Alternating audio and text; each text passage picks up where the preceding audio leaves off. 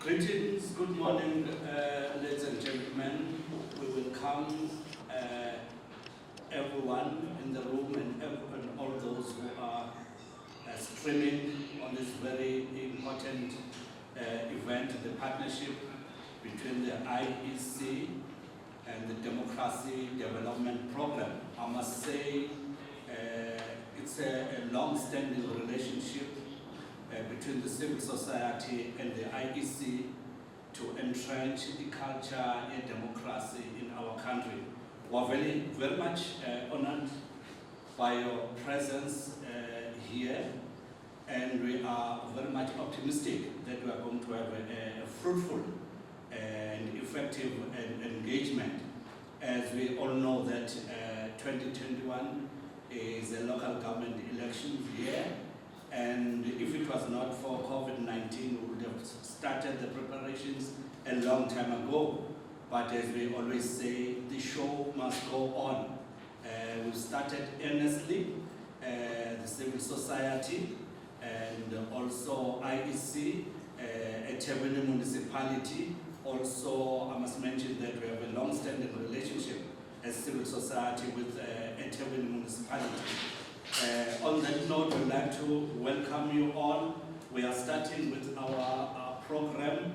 I'd like to hand over, maybe to start with the apologies, to say apologies for starting a bit late and for the inconvenience. It was due to circumstances beyond our control. I hope you'll be able to find space to understand the circumstances within which we are operating. So on that very high note, may I hand over to Mr. Nkomo, who is representing IEC, to do the formal welcoming and introductions. My role will be just to facilitate the process of engagement from now until the end of the session. Okay, Mr. Nkomo, over to you, brother. Thank you. Thank you, Mr. Madlala. And good morning to all the colleagues. Once again, one would like to thank you for your patience. We had a bit of delays, but the show, as Madlala has said, must go on. We are very honored to be able to host this event, more so because of its significance in our democracy as we approach the upcoming elections, but also as an indication of what ought to be expected once the elections have taken place in relation to democracy. If you look at our theme for the day, it basically hinges around the effectiveness of voting versus what we've now come to accept as a norm, particularly when it comes to when we are nearing elections, when we have public protests. So what we were asking is, does voting work, or now it is the protest that actually gets the services done? If I were to be a little bit indulged with regards to democracy, democracy encourages participation of all voters, but also of communities at large. Here we owe a great deal of gratitude for civil society within our midst who are able to keep the fires of democracy working. But what we have identified as an Electoral Commission, and I'm sure my colleagues will agree with me here, is the democracy is only effective if we are participating in it. Democracy will not, as with anything else, work unless we participate. So today, we'll be going to getting different perspective of what can be done to participate in this democracy, to make sure that the part of protest that most people find themselves finding it as a last resort can now be seen as something of a part of the past, because if we use all the mechanisms in the democracy, some of it, most of what we protest about can be eliminated. If we are failing to, I always make an example with servicing a car. if we vote for somebody or align them to purchasing a car, and then we leave it to the car to its devices, you run it but you don't service it yourself, that car, no matter how brilliant it is, won't work more than 3 years. It will collapse because it requires constant maintenance. It's the same with our democracy. If we do not participate in it through political parties, through civic organization engagement, as communities at large, the entire system will collapse. And when it does, this is where we find ourselves to a second program or second portion of our thought leadership, where protest ensues. Protest will ensue because communities feel like they've exhausted all the avenues available to them to be able to get a matter done. One often finds that unless you are asking a fish to climb a tree, I'm hoping that the analogy is not lost, there are certain things, powers that municipalities have, and the powers that they do not. So if you are asking something that a municipality ought to give you, you should be getting it. But if you're asking something a municipality can't give you, then you won't get it from a municipality. And this is where you often find that now there is a protest, because the basis of the protest to begin with were never going to be fulfilled by this. And this session then hopes to empower communities and civil society at large to be able to say, where are these avenues and what is available to do this? We are running out of time here, but Madlala, I would have made an example with my street lamps where I live. But now we are just in that yes. 2 minutes in that yes. We asked for a lamp post because the part of the street was dark, so we spoke to the council. Over 2 years we couldn't get it until I took a phone and sent an email to Sizarada Center, an email. And then they went and put the post. So that knowledge that you can do that just simply by sending an email to Sizarada Center is not something that's available to everyone. So as something simple as that, probably if the solution would have had a public protest, Savarunka Kosashisa Matai because we wanted this. I would like to end here, Mr. Madlala, and hand over to you. Thank you. Thank you very much, Mr. Nkomo. I think you've set the scene for this engagement quite very well, touching also on the importance of participation and involvement of citizens as they are right to participate and not just to vote, but to be involved throughout the processes of building democracy, which is what IEC and civil society organizations like DDP have been encouraging all along, to say public participation or democracy is not about voting after 5 years, but it will be a continuous process of holding those in power accountable and ensuring that your vote represents you, it speaks for you. So thank you very much for that, for setting the scene and that background. Moving forward, let me quickly take you through the program, ladies and gentlemen. We've started with the registrations. I must also assure you, whoever who are connecting through the streaming, that we are adhering to all COVID-19 protocols, and also in our engagement at community level, we also do that. Okay, so the next item, we've had opening and welcoming. That was done, and Mr. Nkomo has also welcomed us. Then we'll have the presentation by Ms. Masinga, who's the KZN Provincial Electoral Officer, IEC. And we'll have Upoloba Mr. Ngobo, who's representing eThekwini Parks and Recreation.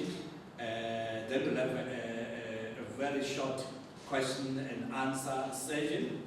Thereafter, we'll go to the next session of engagement, where our eminent panelists will help us to unpack the perspectives on elections and service delivery protest Dr. Isaac Kambule, who's very familiar, a familiar person in this field, and also in working with the DDP in other platforms.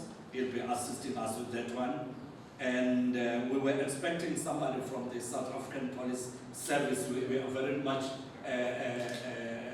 optimistic that he will join us.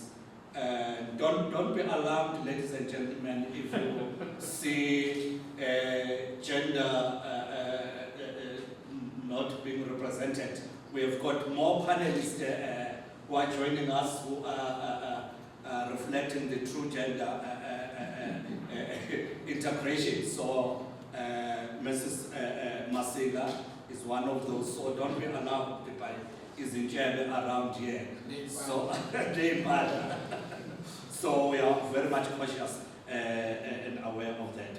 So I hope System 40, Ms. Masiga, is ready just to give us a context, not just about the readiness of IEC, but mostly on what needs to be done moving forward to make sure that we have free and fair elections, and more than that, also the participation of all the citizens of the country. Mrs. Masiga, over to you, Sisi. Welcome. Thank you. Thank you very much, Samantha, and good morning. Morning. I know that we are joined by other partners within civil society, which I think I'm also excited to be joining us in because of these discussions, and also that we have panelists who are more experts in the field. The reason we hold those leadership events as the Electoral Commission, they are geared both towards us as the staff of the Electoral Commission, as well as the various stakeholders that we work with. How it us as staff of the Commission is that we get to learn from experts in the field. The field of election management is quite broad, and it doesn't only start and end with the delivery of the elections. Our mandate is to entrench constitutional democracy in the country during and in between elections. So our biggest program, surprisingly, is not the election delivery program itself. Delivering an election is like planning for an event and delivering an event, and we are done. Our biggest task is the task of educating the electorates outside of elections on how they then keep the elected officials accountable, and educating on what are the avenues of engaging with your elected officials over and above those that are set up by the government structures themselves. But our role is to assist communities, particularly those that do not have easy access to information, to make sure that they are not left behind, and we only touch base with them during elections. Now, the two speakers that have spoken before me, giving us context, I think they've given us a very good context to this issue. We know that every time when we get closer to the elections, and the scale of public protest also escalates, and it affects us directly as the Electoral Commission. First is a demonstration that maybe we've not done enough as members of the civil society and state entities to assist communities understand what it means to have an elected public official. And how do you then deal with a public official that doesn't deliver on what is expected out of them and what is their mandate? And maybe we don't even know whether the electorate understand what to expect from an elected official. Judging from the nature of public protest that we have observed in this country, sometimes we demand from the local elected officials, particularly at local government, things that are not in their competencies. There are things that local government and provincial government and national level by law expected to deliver, but sometimes you judge from the nature of authority that are made in these protests, that there is even a lack of understanding at that level on what is expected. So I want to thank DDP for allowing us to co-host with them such an important session as we gear up towards holding elections in the latter part of this year.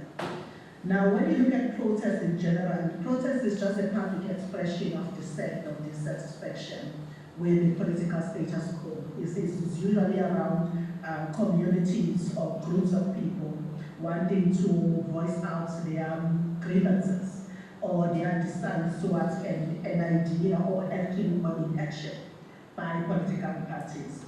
In this nature, there is nothing wrong with protests. But the issue is, at what point do you then resort to holding a protest as a community? And protests are also not necessarily destructive.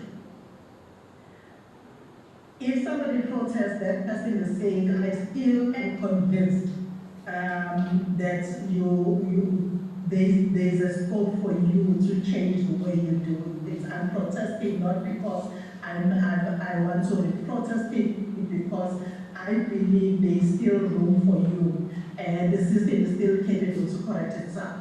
And I think you are still capable of improving. Hence, me using the influences behind the scenes that attempt to instigate communities to get to a point where if your child is not accepted in a school, then you burn the school down. These protests tend to get infiltrated by people, sometimes they are not even directly affected by the issue at hand. Now, for us as the Electoral Commission, the key fundamentals for us are the principles, universally accepted principles, and that determine a free and fair election.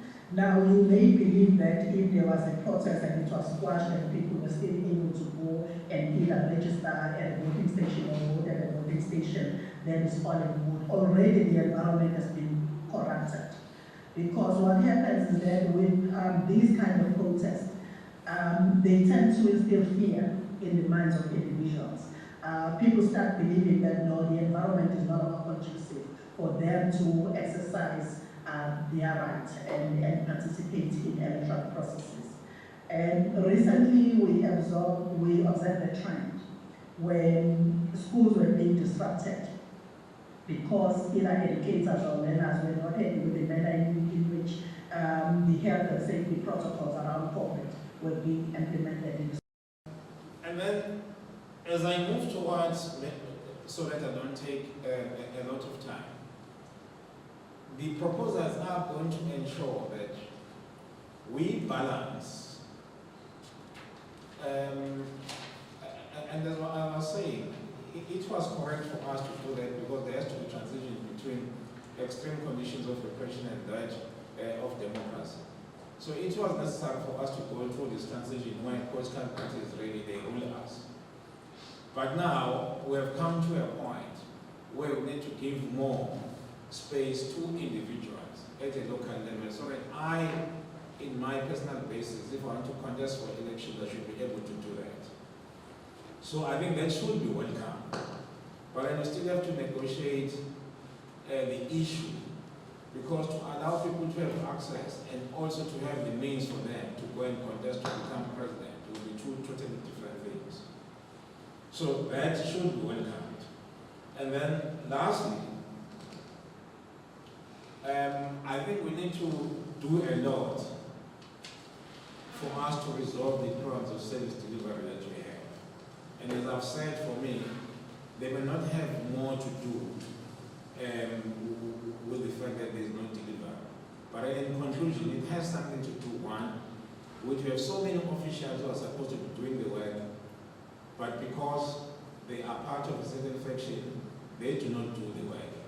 And there is no maximum delivery that was supposed to be happening. And secondly, we need now to demand from politicians that we know it was part of our history that we went into office because we can sing better and strike songs. But now we need to have people who have some kind of basic understanding about governance, making policies, and even to read the basic documents that government has. And then lastly, we need to find a way of balancing this gap that you opened. So the law should not be used, because in my view, the law is just a mere political instrument. In this case, it was used to protect certain privileges, especially in Section 25, without us paying due recognition to the fact that the reason why people fought for so long is because they did not have access to state resources. And if that situation remains, we're still going to encounter some problems that we have currently.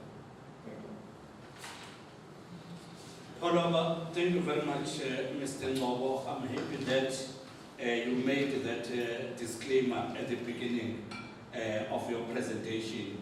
Indeed, you've been able to give us a true diagnosis of the state of our democracy, and I can't wait also to hear the questions from our audience. You also touch on very critical issues. I'm very much interested, if I had time, we'll delve deeper on this issue of capture of politicians by officials. It used to be done the other way around, now it has changed altogether. So also you touch on the issue of the source of these disruptions, community protests, that it is a multifaceted kind of thing. It cannot be attributed to just one source or one cause, but we're able to unpack some of the causes of these disruptions, that we should not always look at them as just community protests. I think you've kept that quite, you've captured that quite very well. Also,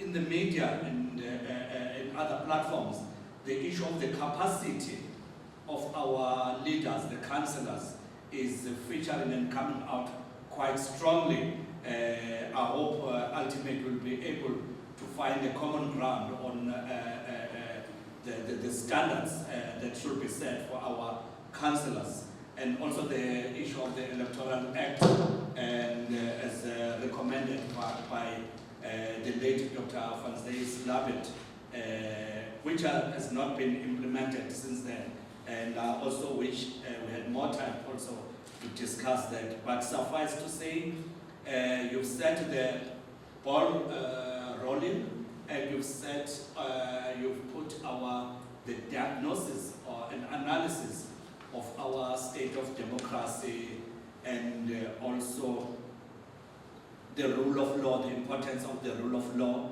You've put it on the table for us now and our audience. I think it's time to engage. We are going to allow just a few questions, those with pending questions, but please make sure that your questions are very relevant and will contribute to more discussions, and also will contribute and enhance this kind of engagement that we are having. I'm not expecting questions of a nature of saying, why is IEC hiring only teachers to be officials? No, at this level, guys, we are not at that state of engagement, as our speakers have elevated our discussions to be at a higher level. So can I take questions based on the two presentations that we've had?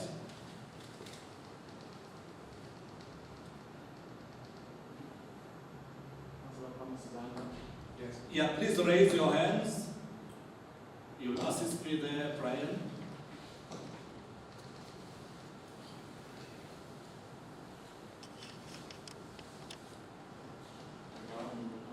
Okay, we're still raise your hand. We'll unmute you if you would like to ask a question or put a comment to the floor.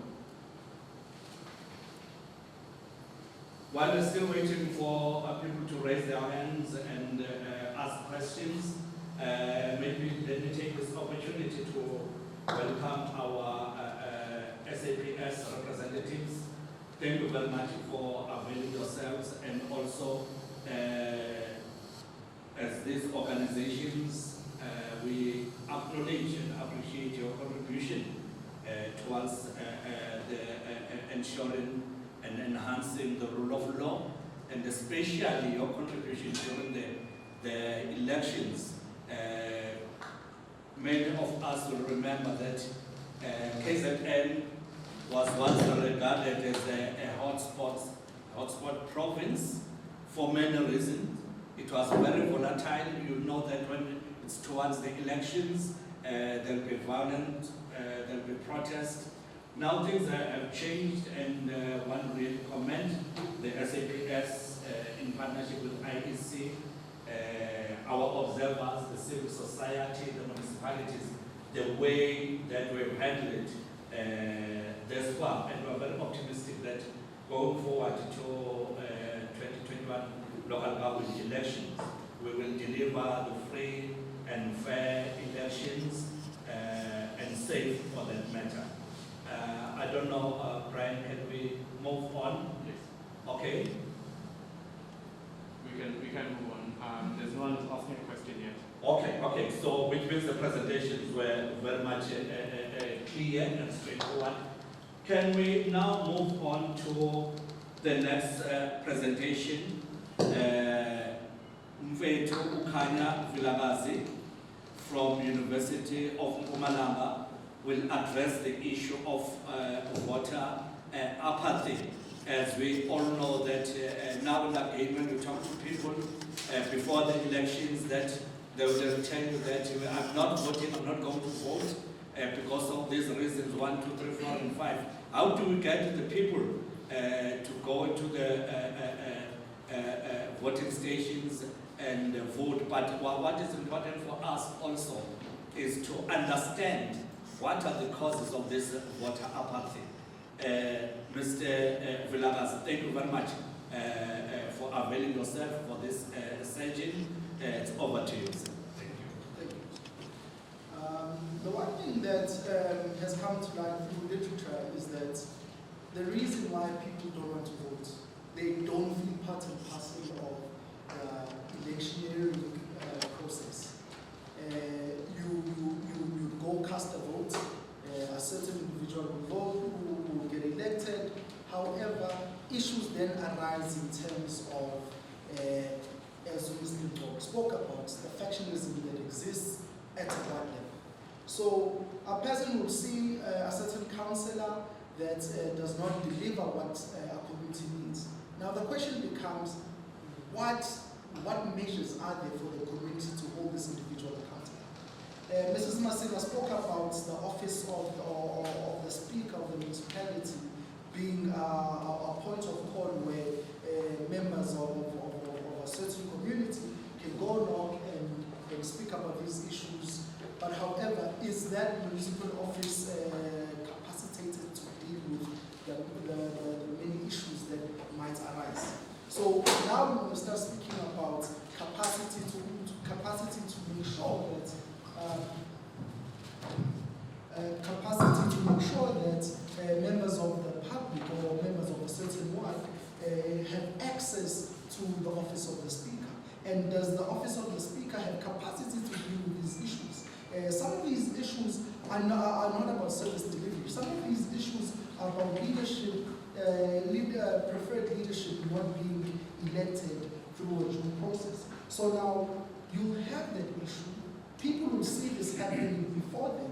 They get to a point where they no longer want to be part and parcel because their voices are being drowned out by the various factions that spring up because people are trying to get the little access that they have to resources. Now, the question we should ask ourselves as panelists sitting here is, how then do we improve our people's ability to engage before actually going out into the streets to demonstrate? Is it a fact that our people cannot engage fully, or is it an issue of them not understanding the various avenues to access? The minute we start addressing these questions, then we start understanding what's happening. Because if you can historically look at the numbers of people that have took part in elections, ever since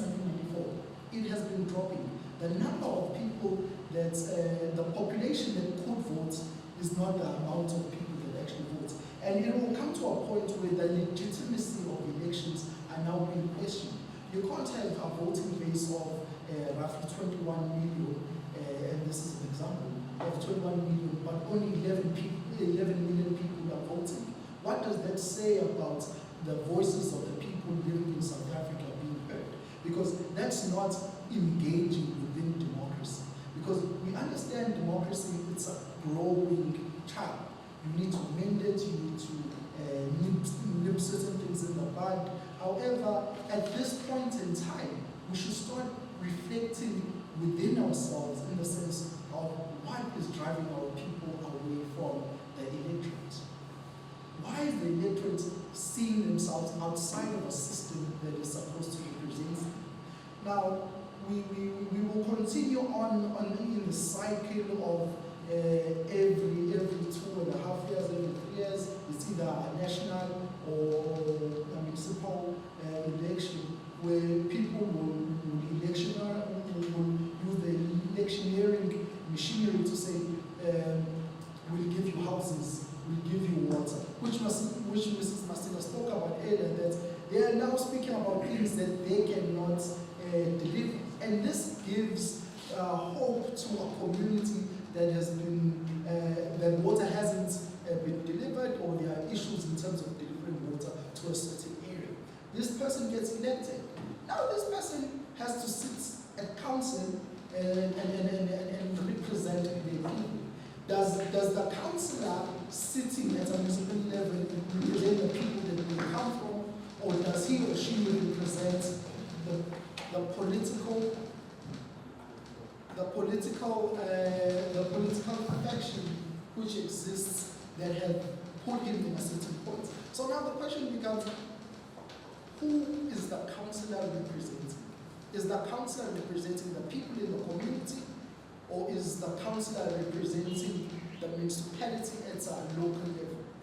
Now those two things at times cross-pollinate, because a councillor is somebody that's supposed to say, in my ward, these are the pertinent issues that we are dealing with. And then he, as an individual, should try and mobilize council to make sure that issues and problems that the certain ward are facing are now being addressed through him at council.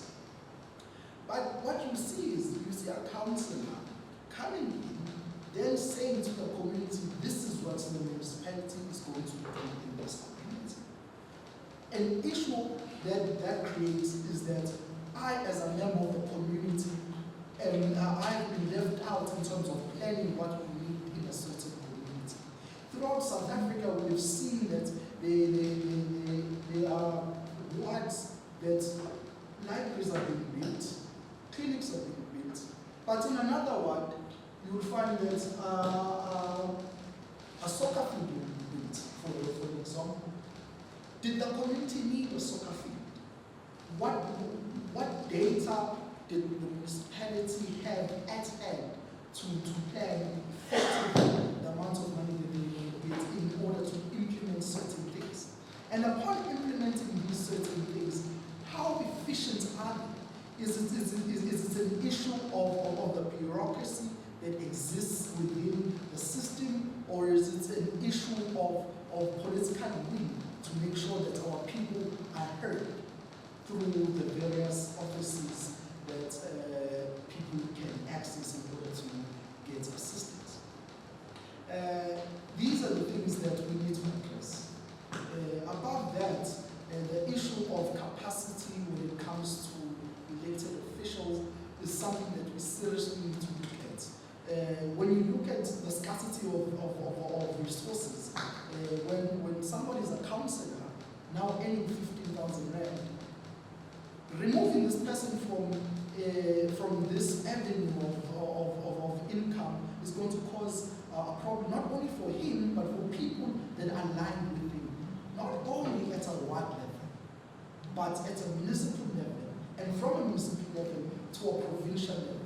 And if you are in the right state, I promise you, you can do any and everything and you will be protected because the interests that you serve are beyond your ward, they are interests of a higher bond. Now, how do we dismantle this in order to serve the people?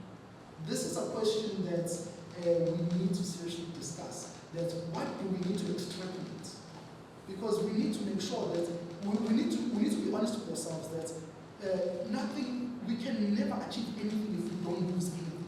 We need to let go of certain things. And if it means that the levels of patronage that have grown within the system for the past 20-odd years within our electoral system, our democratic system, we need to dismantle it and start from scratch, if needs be, to empower the people within our community to have the ability to not only engage the councillor, but also take their grievances to a higher order. My last point that I want to speak about that has driven or will continue to drive voters away from the voting blocks is the fact that there are no key issues that a councillor commits to accept the campaign strategy. So now when 5 years is up and nothing has happened in the community and this certain councillor wants re-election, the question becomes, what have you done for the community? But it shouldn't be it should be the other way around. The councillor is supposed to say, this is what you wanted as the community, this is what has happened within the 5 years that I've been in office. But that does not happen. Our councillor gets appointed, is now an employee of the municipality, and no longer a representative of the people. And you'll always serve whoever is paying your paychecks. Mr. said that some of the statements that he was going to say was of a personal note, because we understand that what you hold personally and what your employer holds might be two separate things in terms of a vision or a line that is supposed to be told.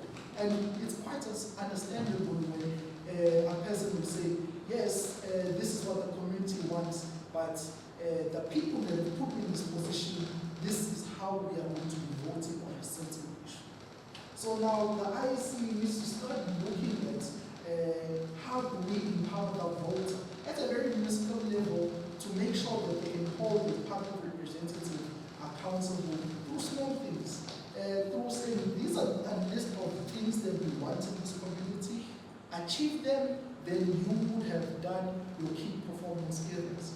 And then for most of us that are employed, we are judged at an annual level with the delivery of certain key performance areas that we have said we want to achieve within a certain period. I'll leave it at that. Thank you very much, Mr. Vilakazi. That was quite profound. You've raised some very critical issues. I now wish Mr. Njomane, we should have invited some councillor here. I think the criteria should not have been that they should have matric. No, we haven't reached that stage yet, but I think everything centers around their capacity and also their mandate as the representatives, elected representatives of the people. I did capture some of the things that I think also resonate with what the previous speakers spoke about, Mr. Vilakazi, especially the issue of voter apathy when it comes to voters feeling that they are outside of the system, that they're at the periphery and nobody cares about them. Comes the elections, then the politicians will go and promise them again. Then another 5 years, where I think also you touch quite very importantly to say what happens in between these 5 years. Are we also, as civil society, doing our work in terms of democracy, education, or we also come when it's about the elections to do voter education. I think that's very important to revive all over the culture of the 80s of public education, where every platform was used as a platform for public education. We used to call it popular education. I think it's high time we revive that kind of culture. But there are some questions that have come out, System Footy and Poloba. The question is about the readiness of IEC. It reads, is the IEC ready to deliver free and fair elections amidst the COVID-19 threats? Let me repeat the question again.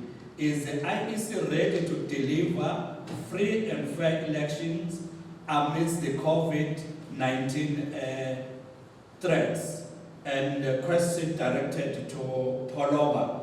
That's a very interesting question. Mr. Ngobo, is there hope for the improvement of our democratic system, or it is all doom and gloom? So far, what I've been hearing is that the system is not serving the people that it's supposed to serve. So those two questions, if I can start with System Footy there, then move on to Upalova. Thank you.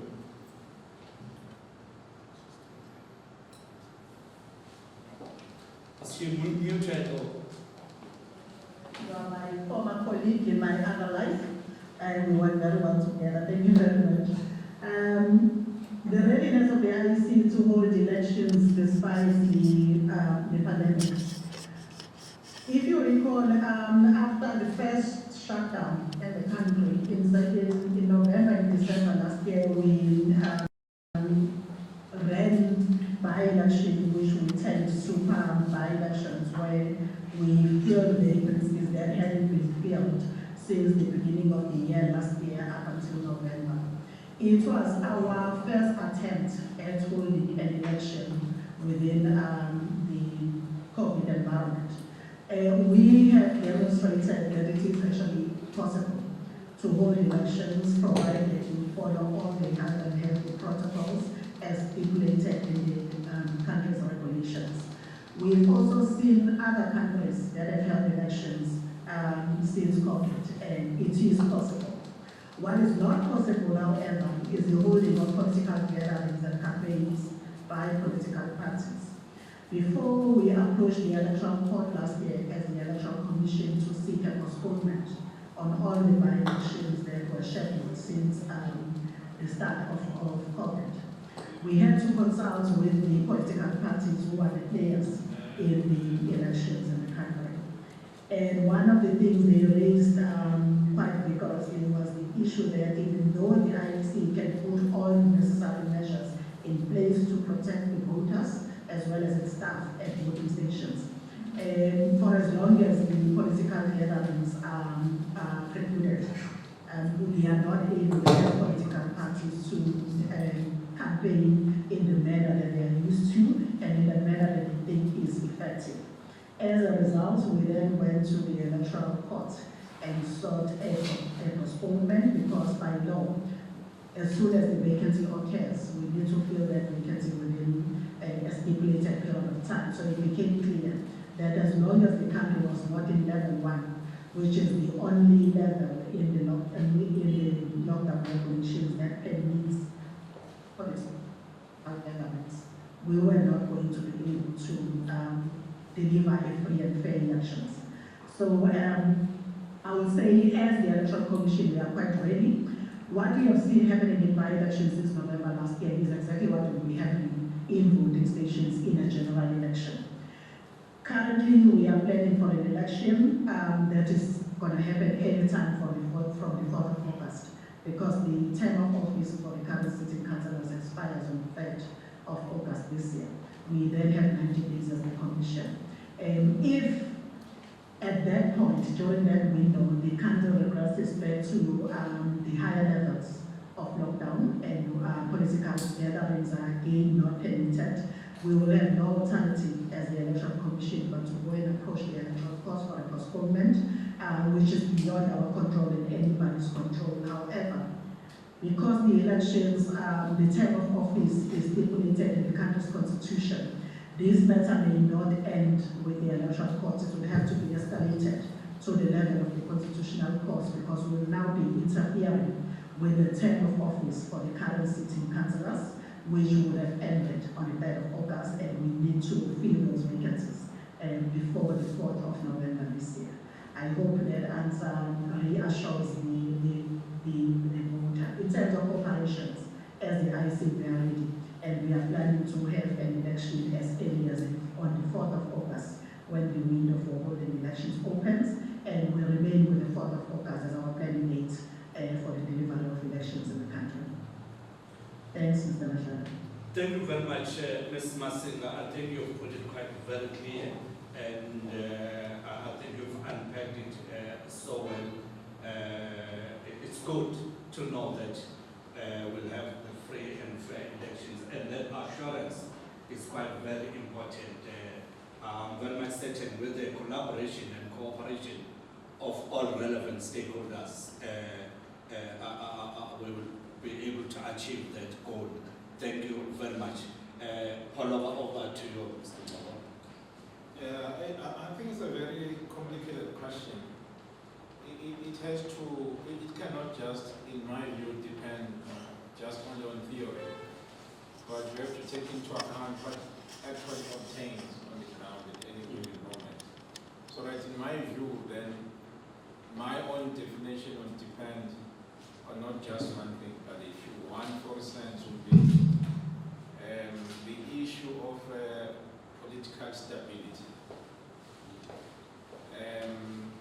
Are we able to wake up and go about our business without fearing that, like is happening in Mozambique and other countries, you can get killed? To a certain extent, I think we do have some conditions of stability, political stability. Even though I doubt that they are not under threat, and this brings me to the next point, that our political system is based mainly on what I would call political partism. So are your parties therefore stable also? To an extent, for instance, the ANC is stable. To an extent that you can participate without having a fear that you may lose your life. And that's where, for me, I begin to get worried. It would seem to me that the ANC, as really as a holder of the center, it is under serious threat.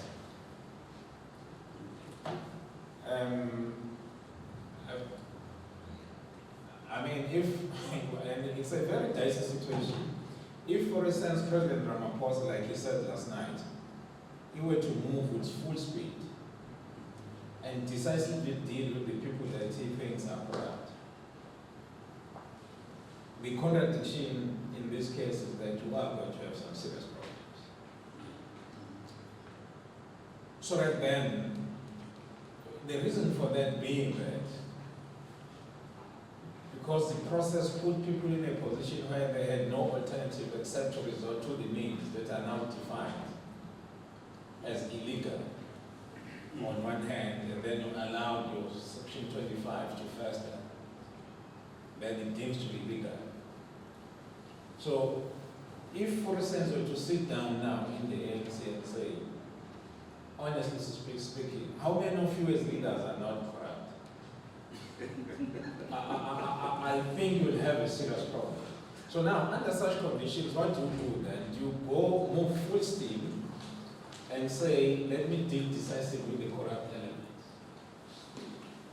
But I do, and that's where my problem is, that you have this problem of factionalism. And most of the people that are spoken about as being corrupt, they happen to fall in the same faction. So do we then define corruption based on the faction that you belong to? Is there such a very big coincidence that on the other side, you don't have people who may advance and dance? Do we not use the state resources to protect those people. So what will happen if the other faction were to regain the power that it had before? And then the next point would be the stability of the state, which would include, in this case, your law enforcement agencies. We do have the best policemen and women in South Africa. But we must also admit that we do have others who are not playing the ball. I mean, if KZN, as it's being described in the War Party, and there's also a report that was commissioned by the former Premier, Mr. Mkulu, as far as I know, is not yet released. With so many deaths, and have not been able to investigate and hold data responsible for those deaths, it gives me a serious problem whether I would define our country as being, to that extent, democratic. And also, we must remember, and that is why personally I'm of the view that we allow, I think, too much conditions of freedom when we're from extreme conditions of repression. You know, our struggles were based on the defiance of law because the law was being used unfairly against us. Now, how would you turn around on the 28th of April and say, from now on, I respect the law? It's not going to happen. Yeah. I mean, defying the law begins with crossing a red road, or not paying your fines, or not paying immunization to send that, and you escape with that. Or accepting mandatory. Of course. Yes. So the culture of defying law, for instance, is part of our is part of our fiber in this country. So we should have taken time and say we're now going to educate people to change their minds and attitudes towards law, respect the law. And I've noticed to a large extent white people respect the law better, certain laws, than most of us really. But I do know I've seen instances where they do not respect laws relating to tax and all of those things. Maybe it's because they don't see the state as too legitimate. So it's a very, very complicated question therefore to answer. But for me, these are the basics. And then lastly, you can't have democracy when you still afraid as a state to meet your basic needs. I mean, for the last how many years now? I think 20 years, we know that when universities reopen towards the end of January, then in the first 3-4 weeks, there's going to be strikes for at least a month. Then in March, maybe they will be quiet. But then every year. So how do we then, as a state, allow that to happen and go for democracy? Because while that is happening, there are students who are ready to go to class, but they can't go to class because they are disturbing this. And there are those who want to go, but they do not have the means. And the state will always say no about this one, but we can't address it. We can do it, but it's complicated. Polo, thank you very much. I think you've answered it so well, and you also expanded to give us some very critical food for thought to think about our state of democracy. And when you're talking about the state of the ANC, you reminded me of the words of Jesus Christ, where he says, whoever is sinless must cast the first stone. So that's a dicey situation, as you have put it. But anyway, I think you have unpacked it quite so well. Thank you very much. I'm not sure, Jomani, do you have a question that side? The last question before we move on to the last two presentations.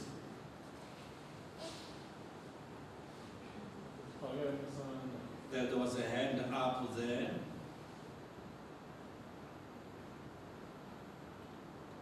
So if they can't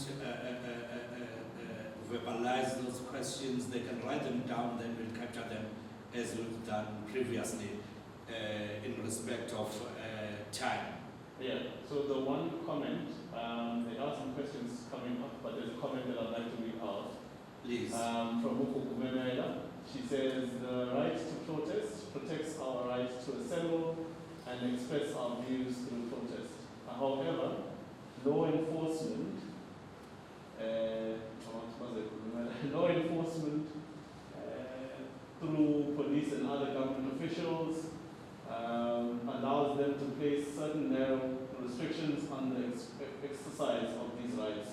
which ends up to what I would term a clash of laws.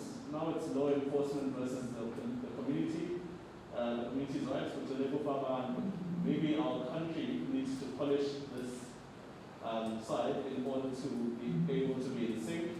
That is why it would be nice to hear the voice of law enforcers as they end up being charged in the process due to the confusion the laws create.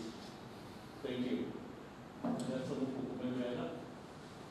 Thank you. I think that's a very relevant question. We have our SAPS representative. Another question? Okay, there's another one. Okay. Go for it. I don't know if you can hear me. Yes, you're wonderful.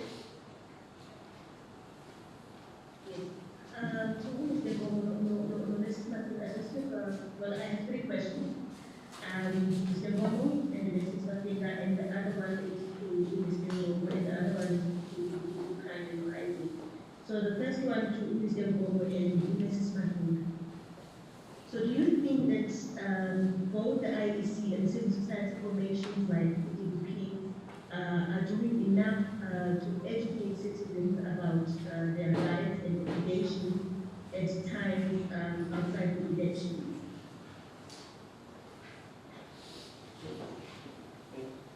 I don't know if I should continue with my... Yeah, continue with the other questions, please. Yeah.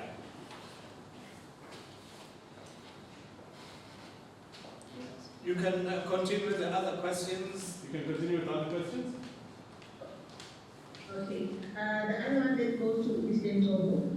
So, Babu Njobo, as an official at municipal level, what do you think has been the impact of cadre development on service delivery, accountability, and public participation? And to Isaac, are universities doing enough in creating spaces for engagement between students and the people who are in power, like I think what I'm trying to say is, do you think our universities are doing enough in creating spaces for engagement between universities and municipalities? Okay, thank you. Those were very important questions. Thank you for raising them. Due to time constraints, I'm going to give our panelists a very short time to respond to these questions so that we can move on to the next presentations. I'll start with Mr. Ngomo, then move on to Mr. Ngobo, and I think it's Mr. Vilakazi thereafter. Thank you very much, just in that order, that sequence. Thank you, Chair. Just to remind myself as well, the question was, is the IEC and the large civil society doing enough to publicize democracy? And educate the public. And educate, to a certain extent, yes. When I say yes because we have programs that are currently running and continuous throughout the year, even during election years, as well as outside of election years. The question then will get complicated, and I think that Sis Lubebuza probably is questioning that, is now the impact of that. We were talking before the session to say that we might probably not have enough numbers because of COVID-19 and everything else, but the content of this replicated for the next 10 years will still be relevant. So it's the question then becomes, how do you make everyone else be aware of what was said today? And that's where I would say the Electoral Commission hadn't had enough strides in that regard. We always hear people over 60 talking about the fourth industrial revolution, and do you know what an SMS is? So we are stuck in a sense where we aren't able to widely broadcast what we do to reach as many people as we can via your electronic media or social media. to have the impact that we want, because COVID has taught us that you won't always be able to get to the public or a targeted audience that you want. And even if we do, which I admit we do, it's probably smaller numbers than what's actually needed to be out there. Thank you. Thank you very much, Mr. Nkomo. Baba Paloba.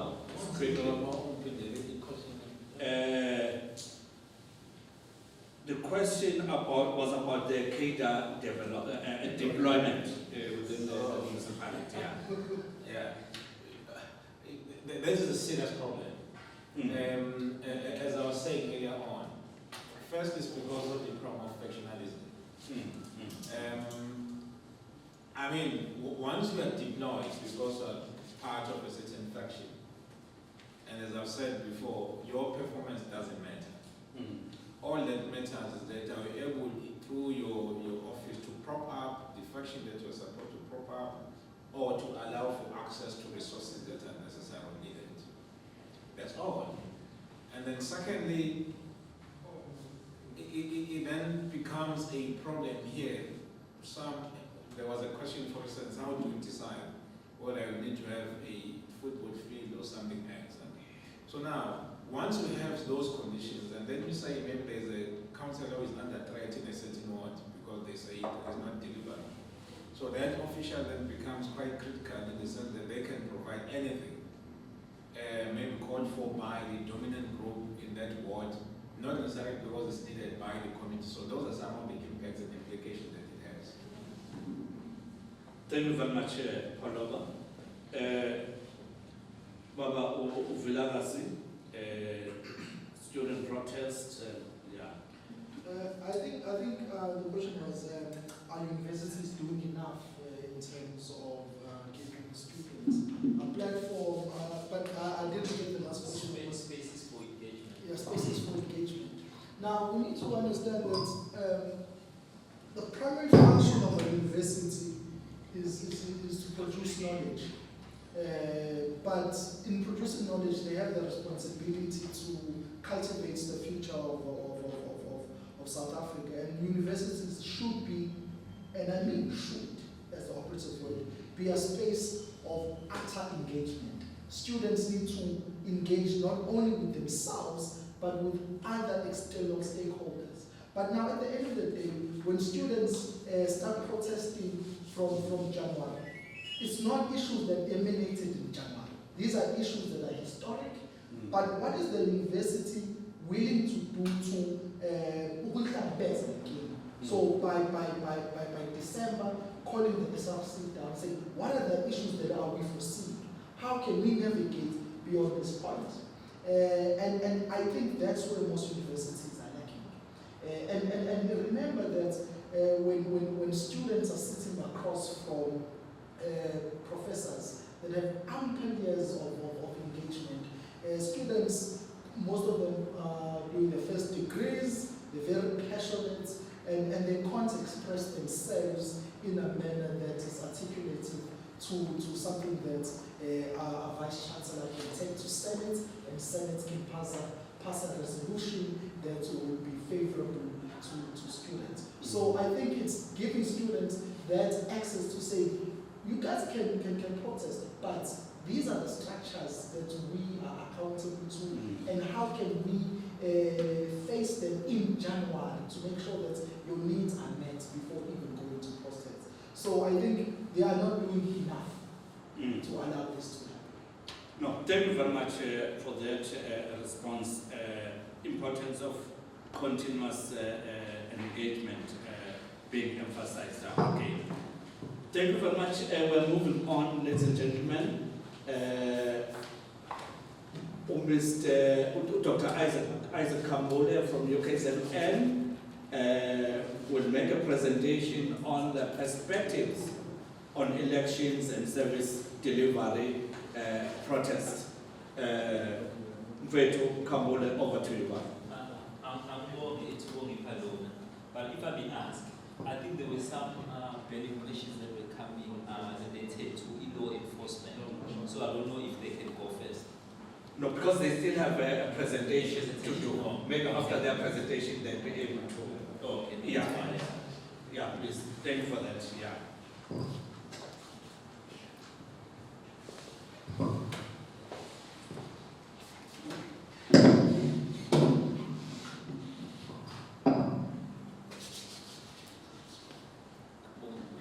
So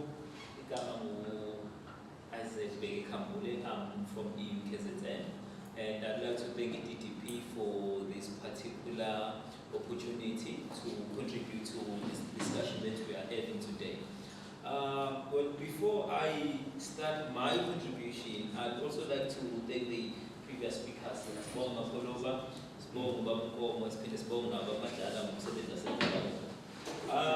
there's quite a lot that has been said to an extent that I do not even know where to start.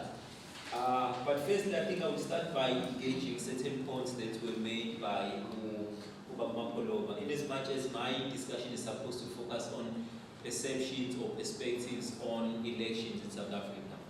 I'll start here. There's a particular important point that you made, two of them that I really like. So one was this idea of, in as much as we got there, was the issue of land, and particularly what the Constitution says. And it reminds me of one professor who once wrote to him, in as much as we have a Constitution that gives us the right to own land, but there was no land that was given to us to own. So that on its own is a contradiction, because you are telling people who have been oppressed for a long time that, yes, the laws are saying now you can go ahead and own land. But where is the land that I'm going to own if you are also at the same time entrenching property rights to people to some extent who got the land through what we can also call their own form of expropriation without compensation, right? I lived in Cape Town, I think, for 4 years or so. Whenever I walk through District 6 and go to other places such as your Woodstock and all of that, and we hear stories of people who say, oh, you see where the parliament is, you see where a certain street is in the city center. I used to live there. That's where my parents used to live, and today I'm living in a small space that is not even more than 200 square meters. But then I used to own that particular place. And then the question is, what has been done to ensure redistribution for those particular problems, people who still have scars about those particular places that they look into today and say, this used to be my home. And then again, that is where we are starting on issues of service delivery protest, because again, the issues of human settlement, the housing spaces, the majority of our African people are finding themselves in certain wool and living conditions that do not compare the needs, their needs and services. And secondly, on the issue of, I call it the political administrative interface, as we call it in the National Development Plan.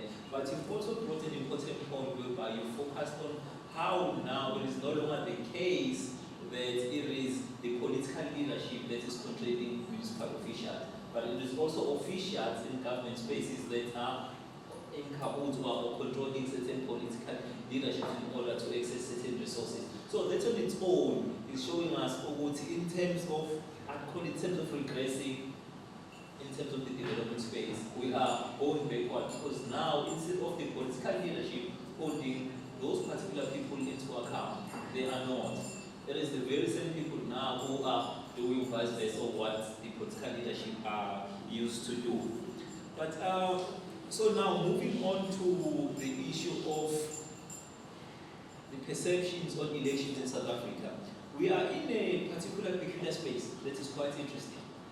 So traditionally, elections were used as means of showing confidence in a certain political party, or as means of changing the government if you do not believe in their ability to deliver social and economic services. But now we have moved to a particular space whereby people would rather protest than to vote. Right? So what does that mean? So we've often seen that through protest, people feel that that is the only legitimate way for them, in as much as it is not a formal space, but it is particularly the only legitimate way that gets them the result. Because they can go and vote for a particular one candidate, but their living conditions will not change, and they will only change if they start protesting And in the midst of that process, if they see changes, then they will say, oh, what is the point of voting then if I can protest if I want to achieve something, right? But over the last 10 years or so, what we've also realized is that there has been a regress in terms of the kind of service delivery protests that we are facing. Majority of them have turned violent. And in turning violent, I would also link them to what's happening in university, right? So in turning violent, we are quickly seeing a rise in violent service delivery protests that are accompanied by the banning of municipal structures, can be municipal vehicles and all of that. And then again, the question that we should ask ourselves is that what will go on from here? Because as we know, things always escalate. If they start by banning municipal offices and municipal vehicles, chances are, after that, they're moving to provincial government. So that on its own is a vote of no confidence on the government and its ability to deliver certain services.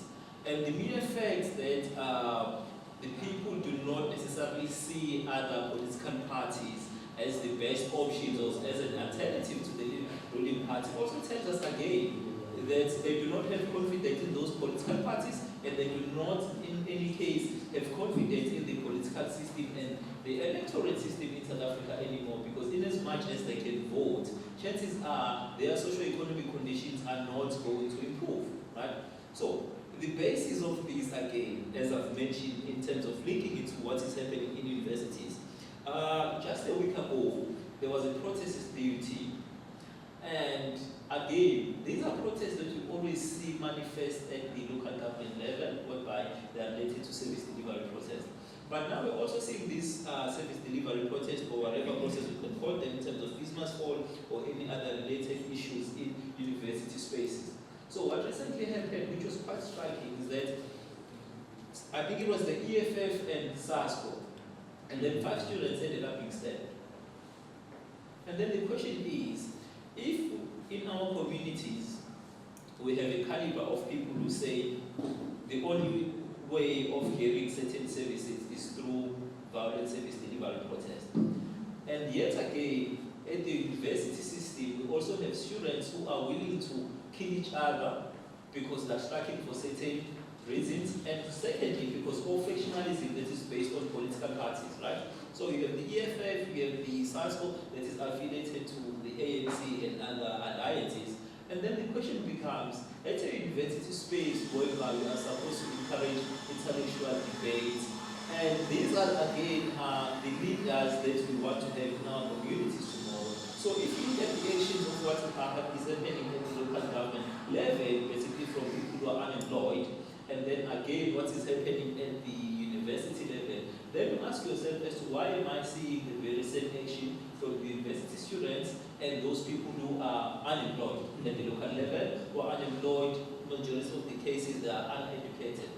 So you start to see a linear process that does not necessarily give you hope in terms of the developing space in South Africa, right? So it does not give you space, it does not give you hope, yes, that is quite true. So I would also take it back to the relationship again between ward councillors and also the electoral system and what people in those cases believe, right? We have seen a rise in what we would call a subversion of democracy. We saw it in the 2016 local government elections, right? If we look at the voter turnout, it was quite low. And in most cases, if we also reflect again in terms of the fortunes of the ANC in places such as the city of Johannesburg and in Tshwane and Nelson Mandela Bay, what we observe is that rather than other political parties increasing in the actual numbers of people that are voting for them, there was only a stay-at-home boycott from the ANC members, right? So those particular political parties then managed to get a higher percentage of seats than the ANC, were not necessarily getting them because their share of voters increased. They were only getting them only because people who were traditionally voting for the ANC decided to stay at home and did not vote or did not participate in the local government elections. So then the question becomes again an issue of legitimacy.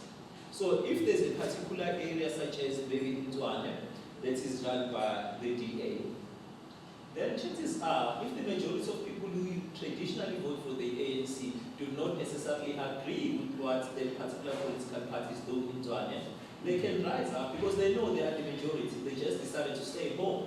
So to them, there's no actual legitimacy with those who are in power, right? So the Electoral Code brings about the question of accountability of our electoral system, right? And that is why I will also take it back to the various elections that we've had. The majority of the time, as you understand, protest has become the only resort for those who are poor because they feel that their voices are not heard by our local government officials, that their voices are not heard by the representatives that are supposed to be at the local government structures. And I will also take this back again to an important question of cadre deployment. So this very nature of cadre deployment, if we go to particular countries such as your Japan, as your South Korea, in those particular countries in the 1960s and early 1970s, they understood that they were probably some of the most poorest nations. If you look at a country like South Korea, they were far poorer than what Ghana used to be back then. Ghana used to be richer than South Korea. But then if you look at where South Korea is today, based on the kind of developmental commitment that they had to the idea of a developmental state, and where many African countries are today, you start to realize certain things.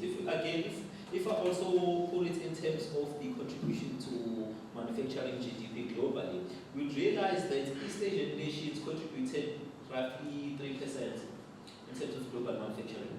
But to this particular day today, they are one of the leading nations when it comes to manufacturing. They have developed, they are able to compete with some of the most developed countries in the world. Right? Again, this very same thing can be said about Japan, whereby they use a meritocratic system in terms of cadre deployment again. But we come to the South African context and we say we are putting cadres as the leading movement in certain spaces. But the question is, what kind of ideological commitment is there? Is it an ideological commitment that is saying it is our turn to eat? Or it is an ideological commitment that it is saying it is our turn to advance the rights and the socio-economic needs of our own people? Right? So, that on its own becomes an important question that I believe that the leading political parties are supposed to reflect on. To say, are we putting people in office who are there to advance, who are ideologically committed to the idea of improving the socio-economic conditions of our own people, or are we putting people who are only there to advance, again, very most importantly, to advance their self-interest, to advance the interest of the party? So what happens at a particular state whereby the interest of certain factions in the party or the interest of the party no longer coincide with the national interest of its people? Right? So that on its own makes us question even the very essence of voting. I'd say this, I did vote in 2009, I did vote in 2014. 2016, I did not vote because all my people are who am I going to vote for? It has gotten to a particular point where I was discussing with the Ukanya this morning and saying, you know, at times you want to say you wish for a miracle to happen and someone will come up and say, no, maybe for a space of 5 years, all political parties are supposed to share in terms of government, in terms of improving again accountability, and wish that we can improve our accountability. Because as we've realized, if we look at what is happening, it is happening throughout all spheres of government. At the local government, provincial and national government, those who are in power will often use their majoritarianism in parliament to ensure that those who are in the executive are able to evade accountability. So, who are they evading accountability against? I mean, we are electing people to put into certain positions to advance the socio-economic interests of those who are poor majority of the time. But then at the same time, at the diverting of those particular resources that are supposed to be going there, the very same officials that we've elected are the first ones that are going to ensure that those who have transgressed, those who are involved in administration and corruption, are going to be protected, right? So we've seen a rise in the use of state resources, can be for political gains, and I often tell people this, that you should always pay particular attention closer to local government elections and national elections. That is where the majority of the projects are going to be implemented, whether it is infrastructure-related projects, because in most cases, those particular projects are there in order for those who are leading those particular political spaces are going to use those resources, or they can also be diverted in order to fund their mobilization strategies, in order to fund their election campaigns. And that's on its own, again, we are diverting the very same resources that you're supposed to use to improve the living conditions of those people that you then ask again and say, please vote for me, while also using the money that was supposed to improve their socio-economic conditions. So, in a nutshell, based on what I'm trying to raise, is that in the South African development landscape, particularly related to elections, the particular transitions that have been happening are happening at a faster pace that is becoming in a way, or that is going to undermine our democracy at the end of the day. The violent service delivery process that we are seeing today are an indication of a low vote of confidence against those who are in office. Right? But then the mere fact that we haven't elected people who are going to be an alternative also tells us again that there's a vote of no confidence against other alternative political parties. So the moment we continue in this trajectory, chances are we will lead to a particular part whereby we will reach a stage of ungovernability. Because people will say it's fine, they will be in power, but we will make sure that it will be very hard for them to govern because there's no one else that we can elect to govern. So that on its own is ensuring that we have a rise of these uncertainties in terms of our political and economic landscape. And then I'll also move to the idea or the proposed changes in the Electoral Act and the electoral system in South Africa. And then the question that I think we've also been wondering is, will that necessarily improve accountability? Where does the accountability lie? We've seen in the local government space that most ward councillors will come to the local citizens and beg them in order to be elected. But at the end of the day, they will go and be accountable to their political parties before they are accountable to the local structures that elected them. So that's what it's all. And today, the fact that, again from the IEC, that you'll be able to record your ward councillor if you go to the speaker. How many local citizens have direct access to the speaker? How many of them have direct access to participate in terms of formal policies, in terms of, again, public policies that are implemented? How many of them are even given the right to observe what is happening in counties and the decisions that are taken? How many of them do even know what decisions are taken by the municipality? And in most cases, we always say, no, we have IDPs, right?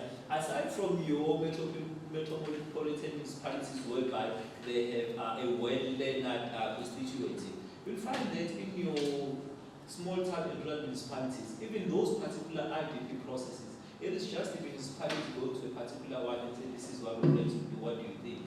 It is not necessarily about municipalities saying what kind of development do you want to see, what kind of development should we implement, or programs that we need to implement in order to improve your living condition. It is not the case. Right?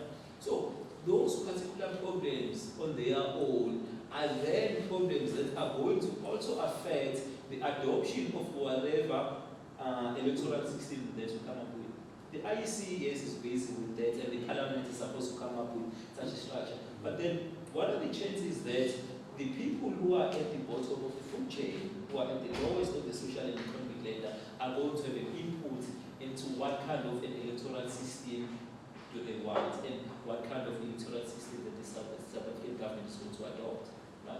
So, that on its own shows that we have moved into a system whereby, as Frantz Fanon calls it, it is a system whereby the masses are alienated from the social and the political economic structures. And again, the most important thing there is that you cannot govern based on a model that is going to alienate the very same people that it is expected to produce social economic benefits for. And as a departing shot, based on everything that I've touched on, I think it is quite important for us to reflect and come up with certain recommendations that are going to be implementable, that are going to ensure that whatever one candidate they will choose at the end of the day are going to be accountable to their local citizens. Say we adopt the statement reports based on constitutional basis. Chances are the constituency basis on its own, right? As we know, in the local government sphere, we already have independent candidates. So we need to ensure that it is not just a mere fact of just changing what we have or of just implementing what we have in the local government at the provincial and national government level. Chances are we are supposed to go back and also try to understand some of the challenges that are faced by these independent candidates, to also understand the kind of challenges that they face in terms of improving accountability in the structures. Because for a fact, as long as political parties are going to be able to use their majoritarianism to frustrate all the legal processes and all the constitutional processes, chances are there won't be any improvement in accountability. So that is where I will leave it for now. Thank you. Dr. Kambole, thank you very much for such an enlightening presentation. We greatly appreciate the manner in which you've touched on some very salient issues regarding the state of our democracy, our electoral system. I liked that at the end we were able to make some recommendation and chart some way forward. But what is scary for me is what you just mentioned about the alienation of the voters, which is contributing to voter apathy. One is very optimistic that as we continue with this engagement, and as if we get someone to listen somewhere, we will be able to change the landscape and the status quo. What is important for us is to continue to engage, is to continue to raise issues as you have raised, uncomfortable and unpalatable as they may be, but I think they are very important to raise these issues. But at the same time also, we need to be not just a learning organization, but a learning country, learning from our experiences, as you've highlighted, that since the previous elections, the voter, the level of voting, the number of people who are voting is decreasing. And there are important lessons that we should have learned out of that, especially asking important questions. Why are voters no longer interested in voting? I think as we continue with this engagement moving forward, we'll be able to get some answers. But sometimes questions are even more important than answers. Thank you very much for that. And now we are moving on to our last presentation. Our law enforcement agencies, the South African Police, who fortunately or unfortunately are at the coalface of where things are really happening. I do not have to relate on the recent experiences in our country in terms of public order, policing things getting out of hand. And a simple question to our representatives. Are you ready? What kind of challenges are your experiences? What kind of cooperation from different sectors and social partners would you expect in order to make your work much easier? I did not get the name of the person who will be presenting, but you'll introduce yourself. I'm looking that side, so obviously. Wait. Yeah, I'm Lieutenant Colonel Makumulo. Okay, Mashima, welcome. I'm on district sport coordinator.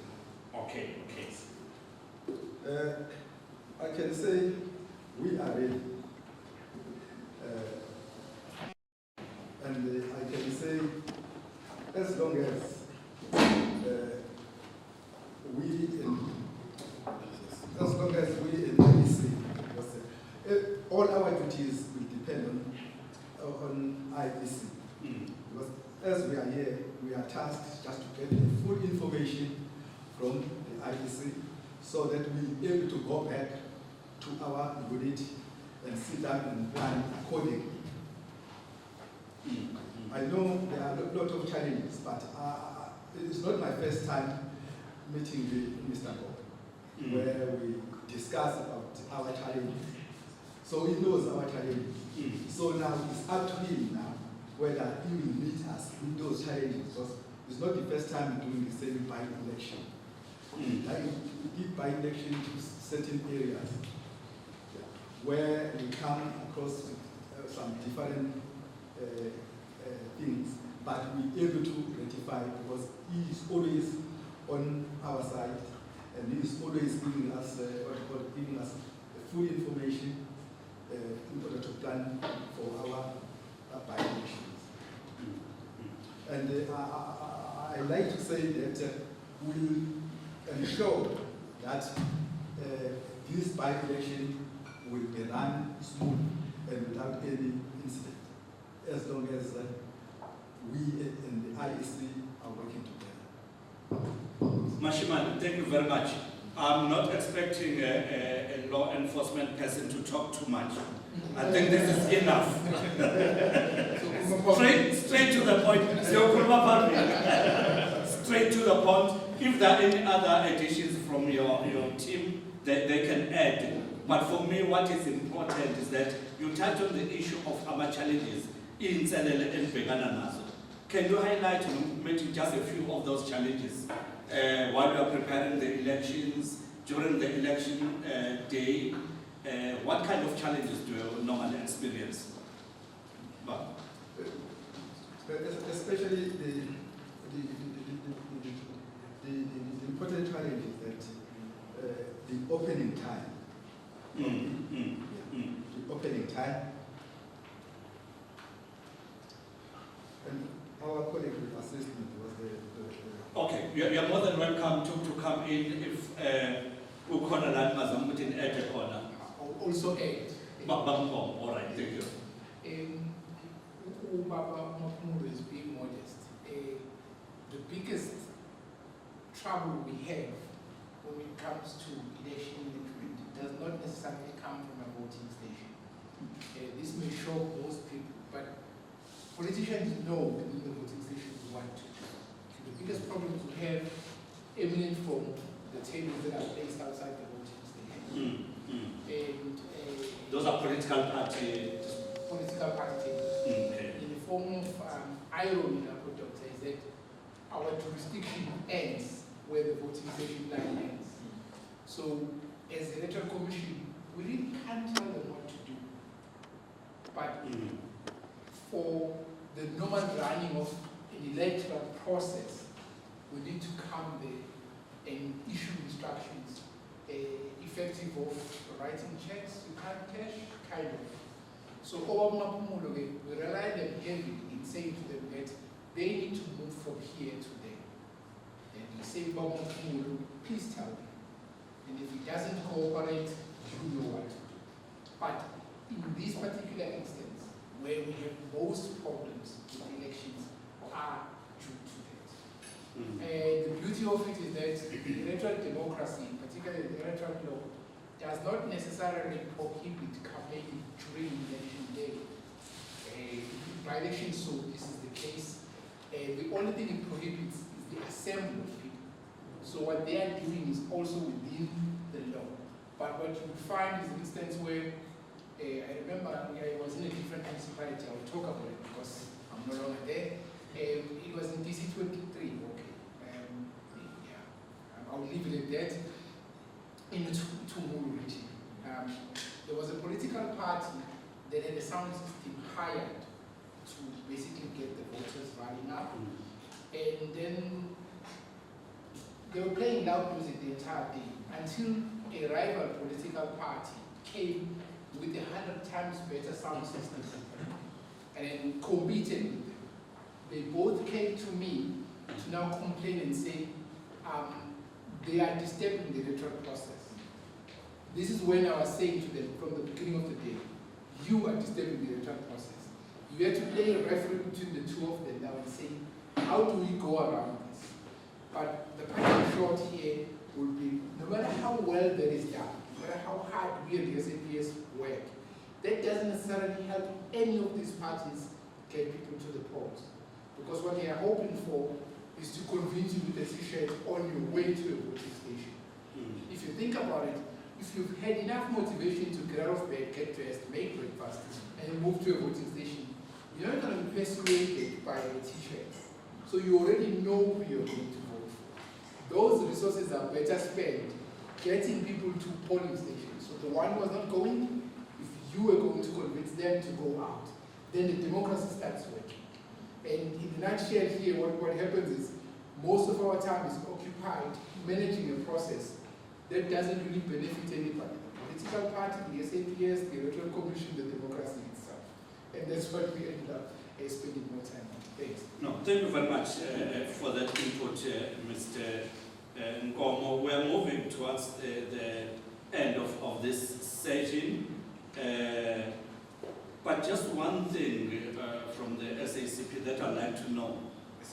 SAPS. Sorry. What did I say? Oh, sorry, guys. Okay. Okay, thank you very much. Apologies for that. What has worked for you? You've had some experiences. Actually, KZN is a success story. From a violent, volatile province to a peaceful province that is holding peaceful elections. What has worked? What have you done to make it work previously and now? What we've done previously is, during the voting process, we deploy commanders. Before the election starts, we deploy commanders who go each and every voting station to find out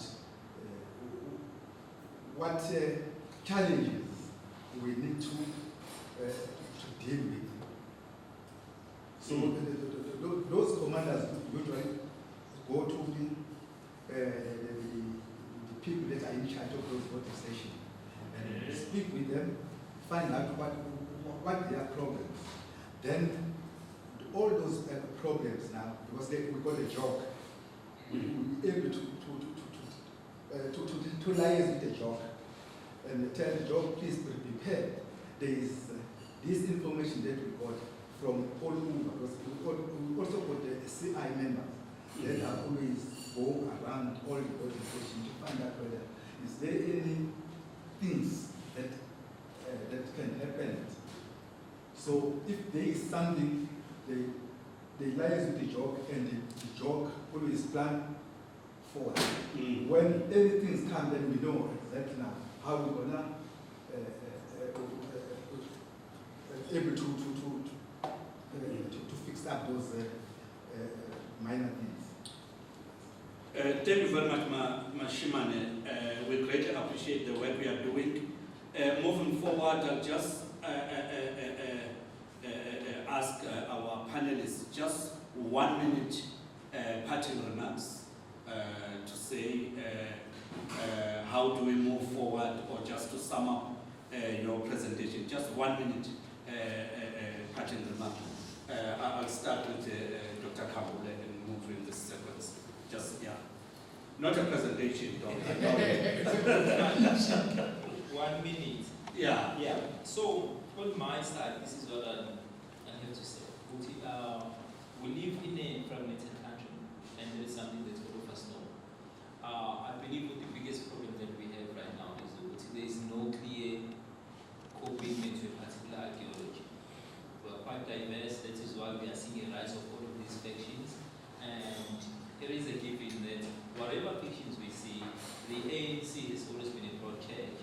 So all of these factions, if they undermine the ANC, it is also likely to undermine our democratic gains in terms of accountability, in terms of the peace that we have enjoyed so far. And it is also quite fundamentally important for our local government officials and ward councillors to also ensure that they are accountable and that they deliver the social and economic services that are required by those who live below the poverty line. And as you know, more than 56% of Kenyans live below the poverty line, and that on its own is quite astonishing. When a country like China that has been able to alleviate more than 500 million people out of poverty in less than 10 years, so why are we failing? So as a departing shot, I would say it is quite important for us as South Africans to also ensure that we are the ones who are holding the government to account rather than always doing everything based on partisanship. So thank you. Thank you very much, Dr. Kambole. Baba Poloma. My parting shot would be that it is, yes, quite important to have rights, but there is nothing actually more important than to be aware that we have those rights. We're at a point today where the public has a lot of power, but we're not aware that we have that. It would seem to me that we need to have more either chapter 9 institutions or non-governmental organizations that are going to be empowering people to be aware of those rights and how to use them. Without this happening, we're not likely to see a lot of change. Paulo, thank you very much. Mr. Paulo. Thank you, Chair. The democracy we have is predicated on multi-party democracies. For every voter to cast a vote, they would have had to listen to a party manifesto. The democracy would only work if the voters hold those political parties to the manifestos that they have presented to. I hold the view that one of the failings we have in our democracy will come from when we push people to a situation where they have nothing to lose. If you know you have nothing to lose, the likelihood of you protecting the system is very low. And so what we have in South Africa and are famous for are good laws and good policies. What we're asking the communities out there, the voters out there, is to make sure that those are implemented. Because for as long as they remain policies, they help no one. And if you are in an uncomfortable situation right now, it's because those policies have failed. If you do nothing to change them, you will remain where you are. And so when you think you're not going to vote, you've already voted by keeping whatever placed you in the predicament in place by your refusal. Thank you, Mr. Ngoma. I must say that was the longest 1 minute I've ever experienced.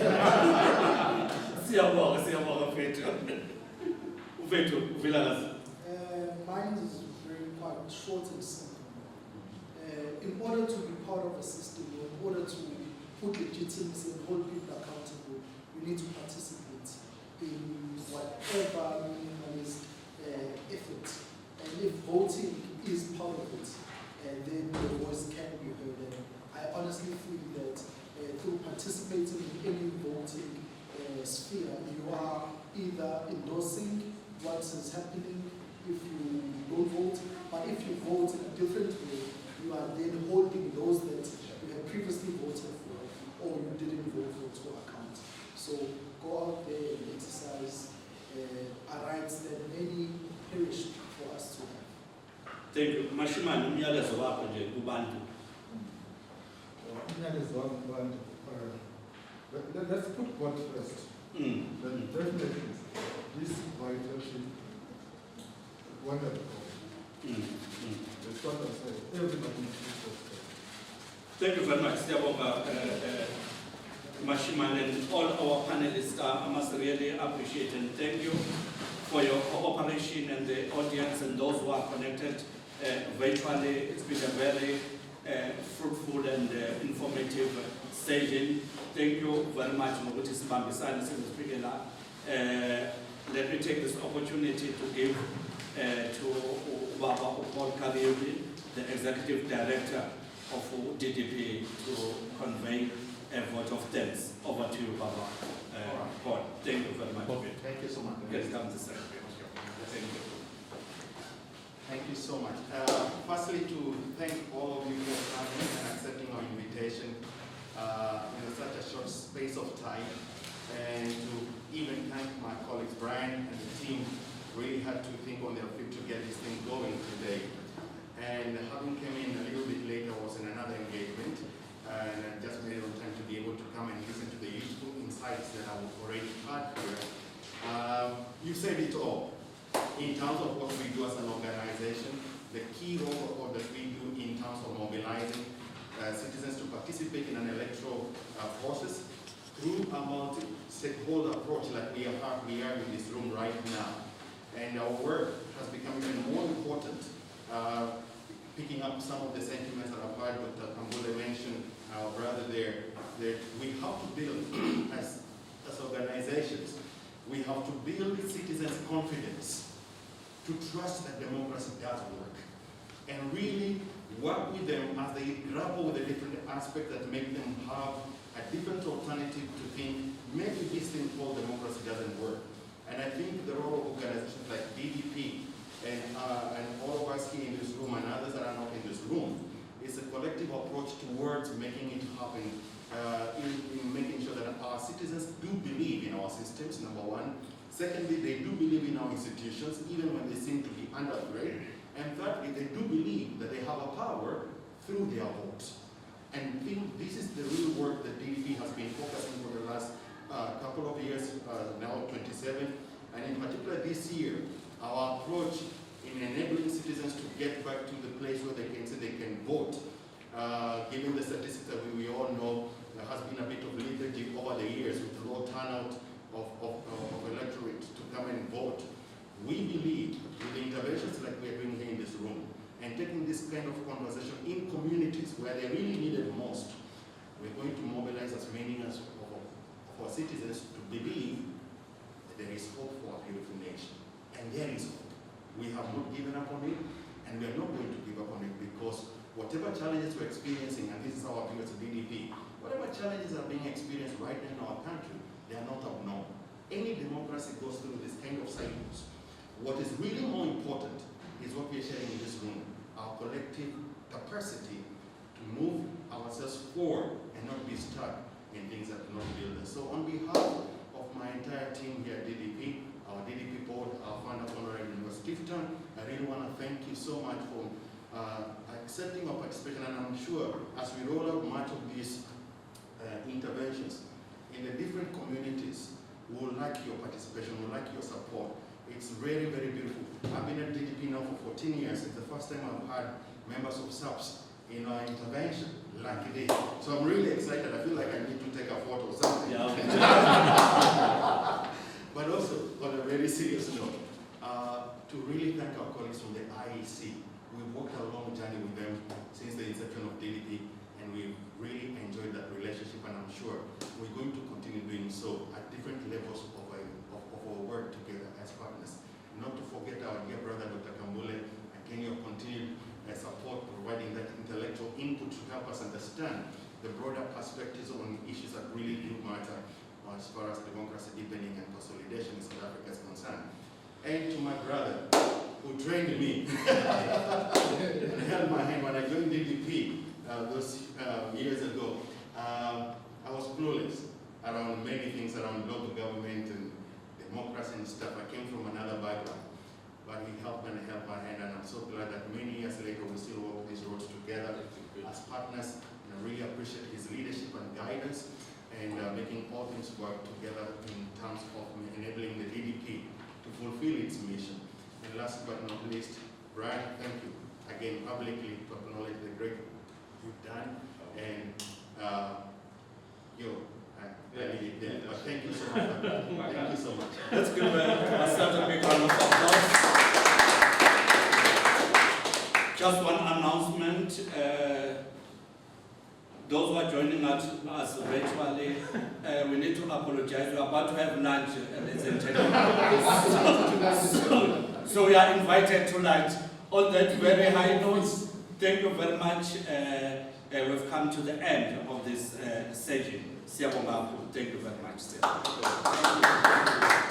I think we need a group photo. Yeah, can come this side there. Yes. Okay.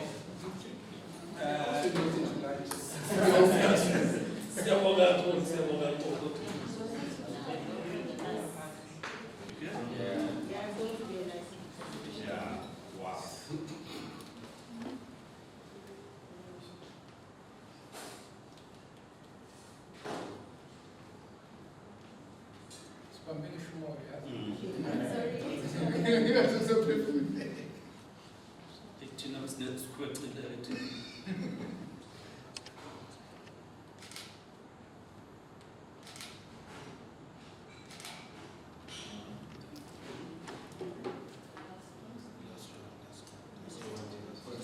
Following